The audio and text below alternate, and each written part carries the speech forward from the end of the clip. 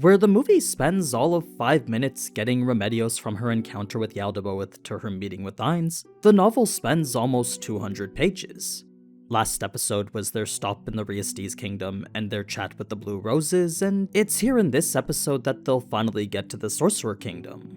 We still won't get to when they finally meet Ainz though, since in between their arrival and their audience with him, there was quite a lot depicting the Sorcerer Kingdom from a visitor's perspective. It was this surreal experience that defied all their expectations around every corner. So, in addition to getting a glimpse as to how Ainz's Sorcerer Kingdom operates, there was also more conflict defining Neia's relationship with Remedios. It's all interesting cut content you're gonna want to stick around for. But first, I know it's hard to find an anime character more OP than Ainz, but today's sponsor brings us exactly that. This is One Punch Man Road to Hero 2.0, the officially licensed turn-based idle RPG now out on mobile.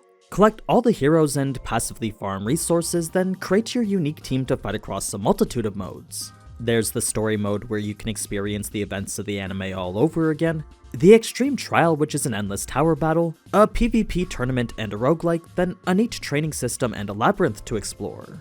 All this will provide plenty of rewards and character cards, an abundant assortment of them which you can then use to level up your characters. You'll then bring those characters into these dynamic battles, an epic face-off where the heroes you've chosen will put their signature moves to good use. So, whether Saitama's normal punch, Genesis' incineration cannons, or Tatsumaki's tornado of terror, you can create some pretty crazy combos with all your favorite characters. Plus, with all of them being voiced by the same original cast from the anime, it's sure to feel like a proper extension of it. Just click the link in the description to check it out and jump into the expansive world of One Punch Man Road to Hero 2.0 today. Oh, and be sure to use this code to unlock 10 free draws from their iconic hero and monster roster. Okay, Part 4, The Sorcerer Kingdom, covering the rest of Chapter 2 from Volume 12 of the light novel. After meeting the Blue Roses and realizing help wasn't gonna come from them, there was no longer any need to stay in the Sorcerer's Kingdom. Evil Eye was still gonna investigate any leads regarding Yaldabaoth's true form, but that was a process that could take months. So, with their only remaining chance being that of Momon, Remedios and her delegation would venture forth towards the Sorcerer Kingdom. This would be where the movie picks up, since it's here we find Neia on the lookout for monsters. It was very unlikely any were gonna attack, but as a buffer zone existing between the Sorcerer's Kingdom and the Sorcerer Kingdom, there was always the chance it could happen. It's for that reason Neia needed to keep her senses sharp. Her senses were, as we know, the only reason she was on this trip, and it was something she inherited from her ranger of a father. Her mother was a well-renowned paladin herself, but unfortunately her skills didn't rub off on Neia the same way her dad's ranger skills did. So, while Neia could train as long as she wanted, she simply didn't have the aptitude to be a paladin. It was quite the contrary from her skill with the bow, since despite her not training really at all with it, her ability to use one was rather impressive. It's just unfortunate these abilities were useless when it came to what she really wanted to be. In any case, it's Neia who would be navigating the delegation to the Sorcerer Kingdom. Now, what stuck out as surprising for Remedios was that despite having entered Sorcerer Kingdom territory, not a single soldier or fort could be found anywhere. Normally, there'd be at least a guardhouse somewhere along the border, but unlike the Holy Kingdom, there was none of that. For Neia, the sloping hills and distant forest reminded her of her father, specifically how he used to say, living in the human world was pain. This is because her mother was the only reason he even chose to live in the city in the first place, and if not for her or the family he started with her, he would have lived in a village near the forest all by himself. He was more than content surviving off whatever bounties nature provided him with. This was a life Neia initially thought would be harder, but after experiencing all she did here, she began to see where he was coming from. They were all painful thoughts that acted like a thorn in her heart. That twinge of pain didn't last long though, as in the distance, a very eerie fog could be spotted. It was a phenomenon Neia quickly pinned as an unnatural occurrence, since with zero lakes or bodies of water nearby, a fog of this magnitude simply wasn't possible. No, her father had made sure to teach her about all sorts of natural phenomena. This led Gustav to ask if it was a special environmental shift, a type of unnatural occurrence taking place over a widespread area. This could be anything from an accidental dispersal of poison gas to a desert where a huge storm happens only once a year. The idea was that the phenomenon wasn't something that typically occurred in the environment. So, Gustav wanted to know if this was one of them, but that wasn't a conclusion Neia could make right now. It was an answer that obviously went to make Remedios angry, since it made it seem like Neia didn't do enough research. Still, the fog only made it difficult to traverse by horse, so if they limited their speed to that of a trot, Remedios believed they should be able to navigate it no problem.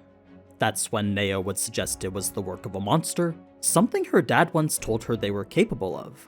She would mention how they usually used it as a means for an ambush, leading Remedios to prepare her unit in a defensive formation.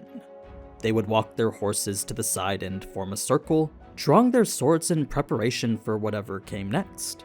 Now, normally Neia would use her sharp hearing to listen out for anything coming their way, but with the paladins and their armor making noise with the slightest of movements, hearing anything was impossible. It was a situation she knew only her father would have been able to hear in.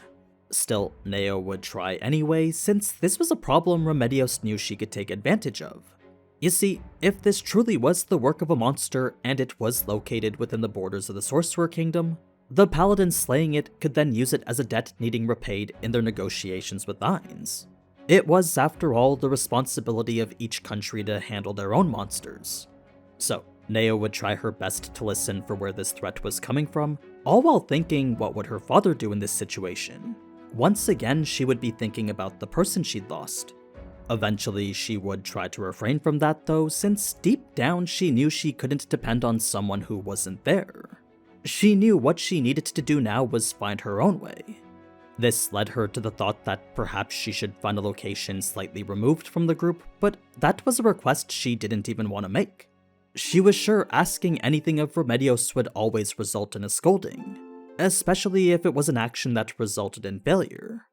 So, rather than do something which could potentially benefit the group as a whole, Neia's fear of Remedios prevented it. Even if it was to prevent their party from getting wiped, the fear of her people not getting the aid they needed pained her less than the feeling of getting insulted by Remedios again. In fact, the abuse was already so bad that at this point Neia was on the verge of a mental breakdown. It was a fairly tense moment that not only further defined the relationship between Remedios and Neia, it also showed just how bad it's gotten. Now, as the paladins waited for whatever was to come next, Remedios' patience was starting to wane a bit. She began to wonder if Neia was mistaken. Yes, there were monsters in the sea who created fog like this, but with no sea or lakes anywhere near them, Remedios started to doubt whether Neia's warnings were worth heeding anymore. It was a remark which got Gustav to recall how they only made it this far because of Neia, but that was quickly countered by Remedios saying how they could have brute forced it without her. Obviously, hearing that was quite disheartening since Neia had truly put in quite a bit of effort for them. Whether it be scouting ahead in the rain or crawling through mud in order to conceal herself, she alone took the forward position to ensure the path ahead was safe. It was a highly dangerous role she wasn't exactly looking for compliments for doing, but it did hurt knowing her leader wasn't grateful for it. Neia would then try to comfort herself by saying only children needed rewards, chalking her efforts up to something any paladin would do. To her, this was what it meant to be a person's shield. Her only gripe was that she wished Remedios would talk quieter. It was then that Neia would spot the ship, doing so far before anyone else could. The knight next to her would ask what it was she was seeing, but considering how ridiculous she would sound if she told the truth, she instead just decided to call it a building. It would take a while before everyone else could catch a glimpse of it themselves, but it was when they did that only Gustav had an answer. It wasn't unheard of for a ship to sail through fog, just incredibly rare. Gustav had actually heard about it once from a sailor, and all it was a ghost ship that should have sunk. Now it sails through fog crewed by a bunch of undead. Hearing they were undead immediately caused Remedios to prepare for battle, since as paladins the undead were their natural enemy. Of course, most of the paladins were hesitant to do so too, since while in the Sorcerer Kingdom where an undead was king, there was a good chance the ship belonged to them. The idea such a massive ship could be controlled was rather hard to believe though, since when compared to the Holy Kingdom's very own flagship, this was way bigger. If not for it falling apart, it definitely would have left quite the impression. Still, the radiating enchantment and the crest of the Sorcerer Kingdom left it looking rather majestic. The fog was a separate mystery all on its own, but whatever the reason for its existence left Neia with chills. She began to think perhaps this undead ruler was quite terrifying. Before, she'd thought the goats he'd summoned were just something comparable to the barn animals, but now she was starting to think she might have been underestimating him. What made her even more worried was the thought that paladins might be enemies to undead, just as undead are enemies to paladins. Perhaps their encounter was fated to fall through before it even began. Now, it was once the fog cleared that the Sorcerer Kingdom's walls would come into view, revealing the giant statues along with the giants who were working on them. These giants were essentially bigger versions of humans, but aside from their enhanced strength, they also had racial abilities too. One of which was the ability to tolerate harsher environments, leading them to stay in places humans typically weren't. There were also different types of giants, like ones who knew more magic or had more advanced cultures, while others could be evil and some good. I mean, it was common knowledge one of the 13 heroes was a giant themselves, and there was even a sea giant who showed up in Roble to do business with them. Other than that though, most giants were typically seen as violent and dangerous, the most common of which were the Hill Dwellers, a subspecies you might recognize as the Trolls. The giants currently working on the statues were frost giants, adding to the mystery of where exactly Ainz's dominion begins and ends. For now, it was ghost ships, giants, and everything in between.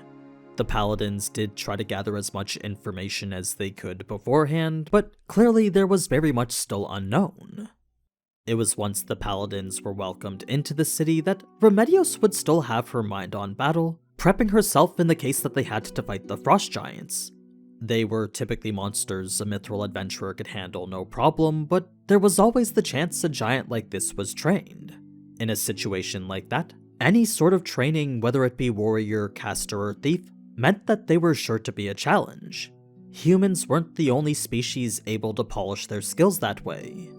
So, it was as Neia's father always said, a beast you can tell by looking. It's powerful enemies you can't gauge by sight alone that are always the toughest. Now, it was seeing just how efficient the frost giants were that led Neia to think maybe the Holy Kingdom should cooperate more with demi-humans. She would wonder what other demi-humans also lived here in the Sorcerer Kingdom and whether she'd be able to suppress her hostile instincts towards them. Like, say snake men were seen to be living in harmony here, Neia wondered if she'd be able to separate them from the snake men which were currently attacking her kingdom. She believed she could, considering it was the Sorcerer Kingdom's rules they needed to abide by, but the same might not be true for Remedios. It was only a matter of time before we'd see whether she could suppress an emotional response or not. It was once her and the delegation were brought through the gates that, as first-time visitors, they would have to sit through a lecture. Before they could actually enter the city, they first needed to hand over their weapons and enter some sort of closed building. The weapons part was more for their protection than the city, since as the guard guiding them mentioned, there have been cases where visitors get startled, draw their weapons, then get cut down immediately. Remedios was obviously one of those cases who requested to keep her weapon, so out of respect for how valuable it was, the guard decided to allow it. He just made sure to insist not to draw it no matter what. The reason became clear pretty quickly, since as soon as the doors to the building were opened, what emerged from within was a Death Knight. It would stare upon the humans, gauging their response, seeing if any were foolish enough to act against it. It was once no one did that the group was free to proceed inward and into the lecture room. So, what Neia had learned from this encounter was that if such powerful undead were kept tamed solely due to the will of the Sorcerer King, then this Sorcerer King was far more powerful than she imagined. She was starting to get a sense for just how strong he really was. Now, Remedios was about to lead the group in, but it was Gustav who held her back and made Neia go first. Should it turn out to be a trap, then the squire's life was certainly worth less than everyone else's. It was all part of Neia's job of being the squire. Sure enough, nothing happened though, so it was once the group was in and seated for their lecture that Gustav would offer the guard guiding them a tip. Immediately, he refused almost out of fear, quickly mentioning how he was paid a salary by the Sorcerer King. Accepting this would have been normal in any other country, but here it seemed it wasn't. Usually, it was a means to expedite an inspection process such as this, but Gustav didn't even mention that.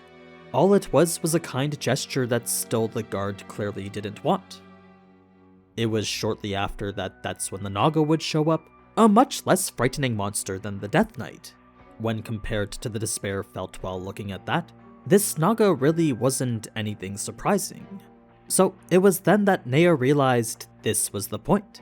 By shocking visitors with the scariest undead first, all subsequent monsters would seem tame in comparison. It was a pretty clever tactic that showed the Sorcerer King wasn't just powerful. As for what the rules of visiting were, no matter what they saw, drawing their weapon was prohibited.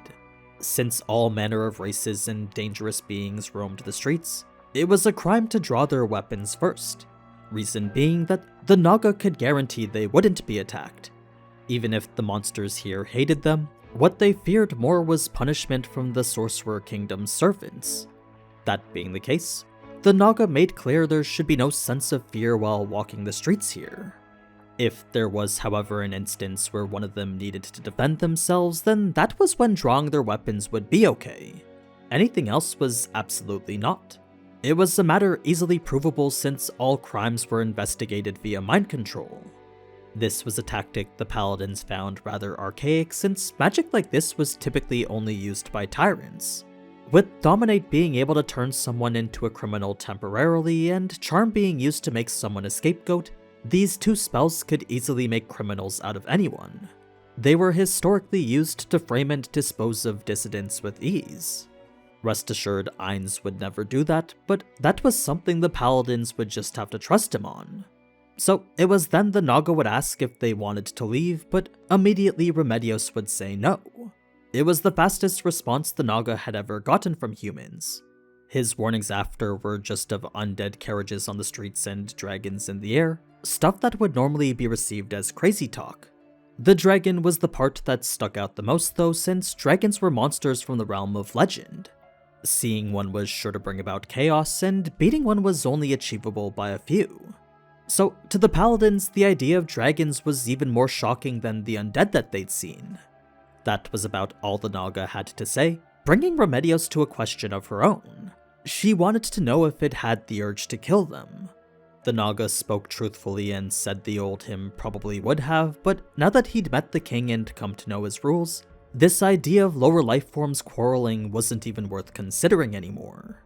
That led Remedios to question if the Sorcerer King truly was that powerful, a question to which the answer would be yes. The Naga would say it was dozens of times stronger what they thought it was. That being the case, he would make clear that as their guests there was no safer place than this city. Now, unlike in the movie where the Naga explains the Sorcerer King was expecting them, he instead leaves them with some very sage advice. He didn't know what they came here to do, but the most important lesson he could give was an utter fool antagonizes the Supreme One while a wise man throws himself at his feet and begs for mercy. They were words of wisdom from a widowed friend of his, and they were taken with sincerity by Remedios. Now, I promise we're getting close to when the group finally gets to meet Ainz, but first they have to walk through the city itself.